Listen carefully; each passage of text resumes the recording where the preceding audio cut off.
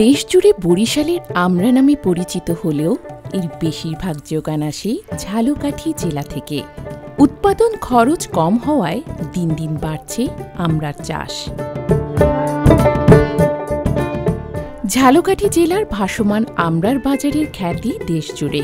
মৌসুম শুরু থেকে শেষের আগ পর্যন্ত জমজমাট বিকিকিনি হয় ঝালকাঠির আমড়ার বাজারে।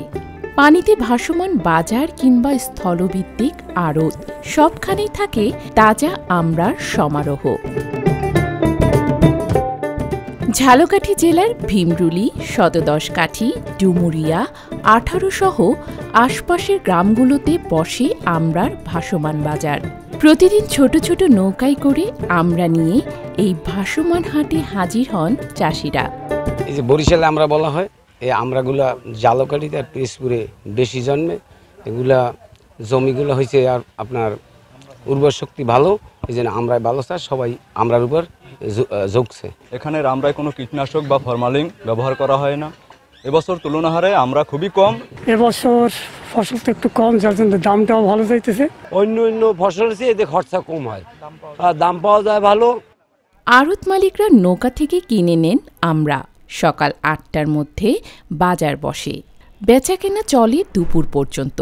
এখান থেকেই নৌপথ ও সড়ক পথে আমড়ার সরবরাহ পৌঁছে যায় দেশের বিভিন্ন প্রান্তে। এই ভীমরুলি বাজারে বিগত 20 বছর ধরে আমরা এই ব্যবসার সাথে জড়িত আছি।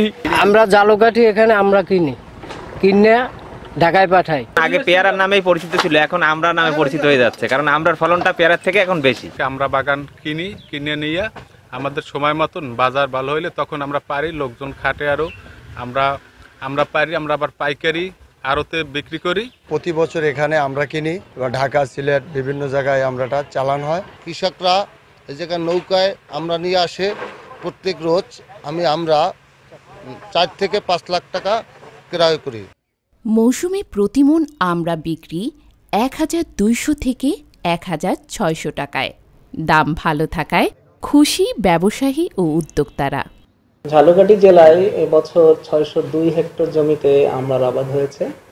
আমরা আশা করছি এই পরিমাণ জমি থেকে 4578 মেট্রিক টন আমড়া উৎপাদন হবে। এটি আমাদের আসলে এই অঞ্চলের মাটি এবং আবহাওয়া উপযোগী হয়।